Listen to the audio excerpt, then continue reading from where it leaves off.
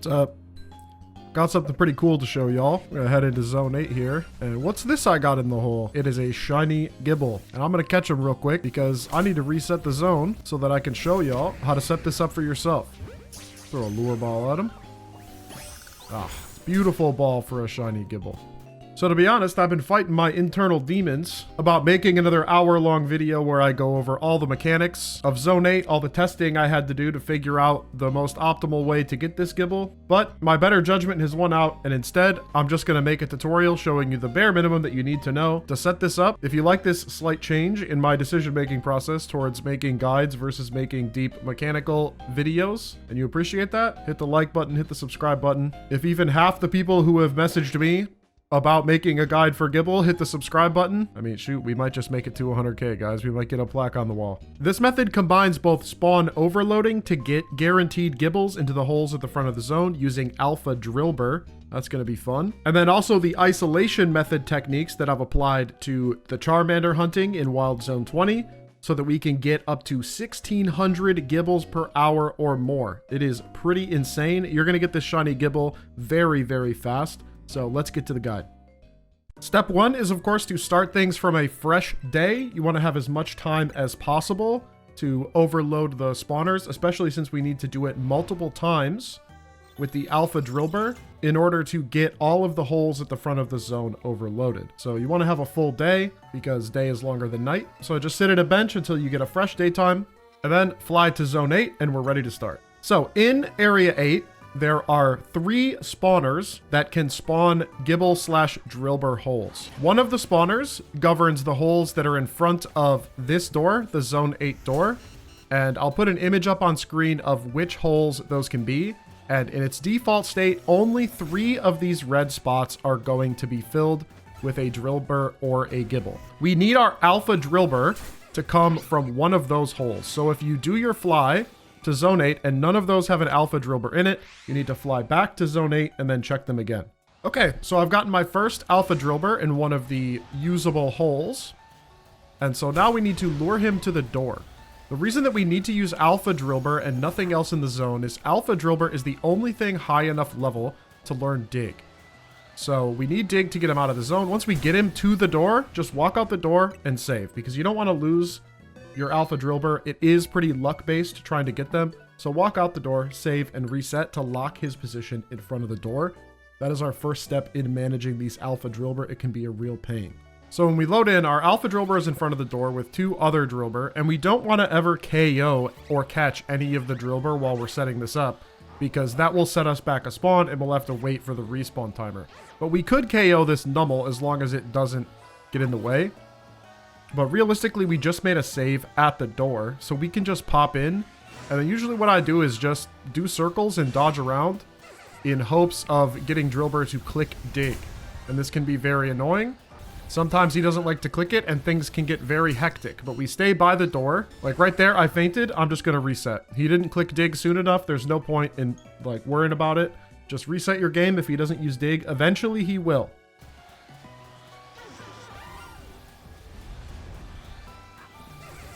Okay, he just clicked Dig, so now as soon as he clicks it, you're going to walk out the door. And when he pops up under you, you actually still don't have aggro. So you can immediately save. And now that's going to lock him in outside the door, which we need to do. And then we're going to reset. So now we have to get the Alpha Drilbur in a particular position. So we're going to do some little circles here and get him to follow us. And they're actually pretty good about following. Once they start running, they don't tend to peel off. And then we have to take him all the way to the leash break point. But unlike other situations, we're not going to save. We're going to follow him back as he's de-aggroed. And then right when he gets to that second step, we're going to stop and we're going to save again. Because that is the perfect spacing in order to get him to produce the extra overloaded spawn. So now that we've saved, we reset. And he'll be stuck right on that step when we load in. Trust me, I've done a lot of testing with these guys. This is by far the best way to manage them. So now that he's on the step, we're going to put a pin on the step. And that's close enough. Oh, we aggroed him. So you want to avoid aggroing him, because it does make it take a little longer, but it doesn't break anything. And he'll de-aggro, you know, eventually. And then you have to make sure he goes back to that pin. He needs to always be on that second flat part of the stairs. So now that he's back on his step and not aggroed on us, we're going to run 65 meters away from that pin. This is the sending the signal step that I've said in my other videos. We're going to save and reset. And then we're going to head back into the zone and we are going to count the holes and see that we have 3 of the holes in the positions that we've been working with. We don't care if he aggroes us because once we go in the zone, he's going to head back. And so we have 1 hole in the front spawner, 2 holes in the front spawner, 3 holes in the front spawner. So that is all good. So now we're ready to move on to the next part, which is getting him to overload. So for this part, we actually want to lure him back to the door. So we're going to aggro him. And we're just going to get him running after us. And we're going to go through the door. And then as soon as we get through, we're going to save. And reset. So now he is stuck at the door. And the unique thing about this is that right outside the door is still within the 50-meter radius of the center of the zone, which is the origin for all of the Drilbur and Gible hole spawners. This particular zone has proven to be a very interesting puzzle. But now that he's here, we just have to remember which holes had our spawns in them. So we have 1, 2, and 3. And now we want to put a pin on Drilbur right in front of the door. And then we want to run far enough away to despawn him. That would be 70 meters. So you'll have to run all the way across the zone. That's going to despawn him. And now you'll see that hole just popped in. That is one of the front spawner holes that we talked about before. And so that is a good overload. That one is correctly overloaded. We have just done 1 round of overloads and we have 1 guaranteed Gible. So we can fly back to area 8 to lock that in. And now if we check, we should have 1, 2, 3, and 4. That close hole is populated. So every alpha Drilbur that you correctly overload will get you 1 extra hole, so that next alpha Drilbur is going to be that much easier to find. We don't have to worry about any of these front door spawners disappearing when we fast travel. That only applies to the ones deeper in the zone. The ones in the middle, the ones on the back, those ones don't play nice with fly spam, but these ones at the front do. And so once you've done this, you now need to return to checking for an alpha Drilbur in one of these valid hole locations. So yeah, we still have 4, but there's no alpha Drilbur. We got to fly back. And once this is locked in, we don't have to worry about night rolling over because that overload will stay in place even if night rolls over. We just have to have enough time to be able to pull off the luring step with the alpha Drilbur so that a nighttime doesn't roll over while we're in the middle of that part. So if we start to get too close to nighttime, you can go back to a bench and reset back to a fresh day. But we got another alpha Drilbur in a position that we can use right here. And so we're ready to do the luring step again. So we're going to anger the Drilbur. And we're just going to get him to follow us close to the door. Yep, he's chasing. And then as soon as he gets close, we just pop through and save. So now he's locked at the door. This step is exactly the same every time, right? We do this exact sequence of steps to make dealing with the Drilbur easier. It can be real frustrating to work with more than 1 alpha Drilbur at once. So we always do it 1 by 1. And we always want to pop out and save so we get him right in front of the door so we can just do our circles trying to bait him into using dig. Oh, he just used dig. We pop out. He pops up under us. We can instantly save. And we reset.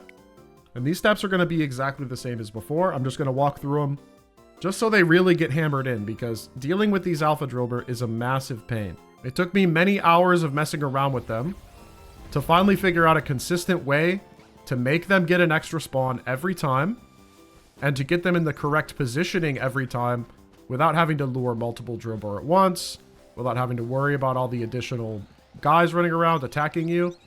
So once he gets on that second step, we pause, save, and reset. And then just like before, we're going to put a pin on that step. Head out to 65. Save. Reset. And one of the nice things about this part is because we've gone far enough away from the zone, we've despawned all the ads that would be in front of the door. So now we have to count our holes. We have 1. We have 2. That's a valid hole. We have 3. And we have 4. So the overload happened. So now we have to lure Drilbur right to the front of the door, just like before. Pop through.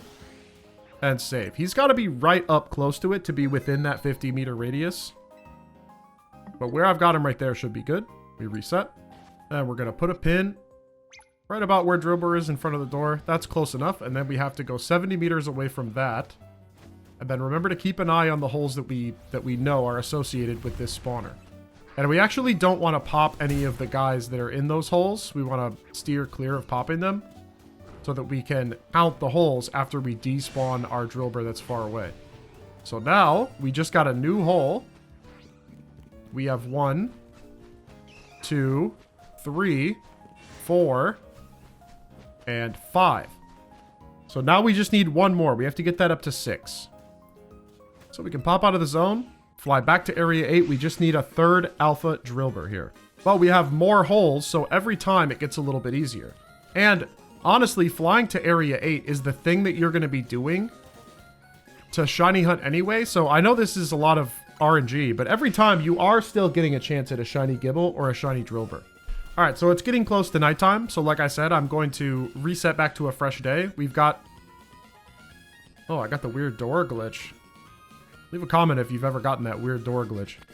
So I'm going to go back to the Pokemon Center and sleep at the bench just to get another fresh day while we search for this last Alpha Drilbur.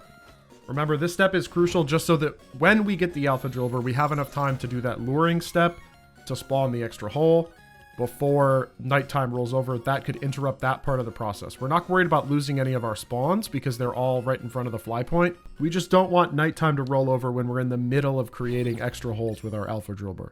Oh, okay, so we got an Alpha at the close hole. So this one is one of the holes that works. And this will be our last one. I've gotten a shiny Drilbur over there. That's funny. So let's get this guy to chase us.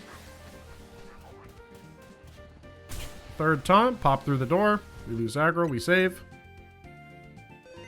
Reset. Now we need to pop in and make him use dig. And remember, to make this easier on yourself, you could KO the Crocoroks and the Nummels and stuff, just so you're only dealing with the Alpha Drilbur. You just have to be very careful. Oh, we just got a dig. You have to be very careful not to KO any Drilbur or Gible in this process, because that could lose you one of your holes, right? So we save, we reset. Now we do the step where we lure him to this second stair. He breaks his leash. We follow, follow, follow. Try to stay behind this tree so he doesn't aggro when you pop in. He gets to the stair. We save. Reset. Reload in. Our Alpha Drilbur's right there. He's not aggroed. Put a pin on the second step. Back to 65. This should be getting very familiar. Save. Reset. And then we turn around, head back. We're going to count our holes. So we have 1, 2, 3, 4, and 5. So this is going to get us up to our 6th. Right after we lure this Drilbur back to the door. Come on, buddy. Pop through. Instantly make a save. Reset. And we put a pin on our Drilbur. We want to run to 70 meters to despawn that Drilbur right at the door. And we should see an extra hole pop in the missing spot. So he's gone.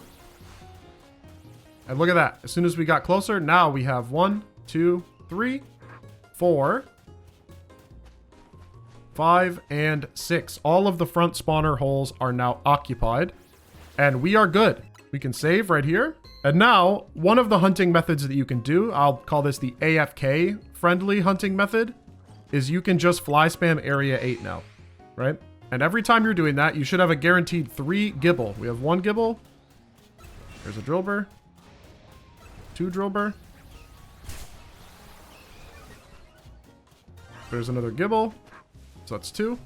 There's a Drilbur, and this last one is definitely a Gible. That's 3. So you'll get 3 Drilbur and 3 Gible every time. So now you've got 50-50 odds of Drilbur and Gible when you're doing Area 8 fly spam, as opposed to 8%, which is the normal Gible spawn rate. So this is a massive improvement. If you wanted, you could definitely just hunt this way, but the other way is going to be just a little bit faster, albeit a little bit harder to set up. So this method is what I call the isolation method, and it's called that because we are going to be only respawning Gibles using runbacks. And the prerequisite for being able to do this one is we need those 3 holes that I just checked to all be Gible. So we have 3 guaranteed Gible as a result of getting these 6 holes overloaded.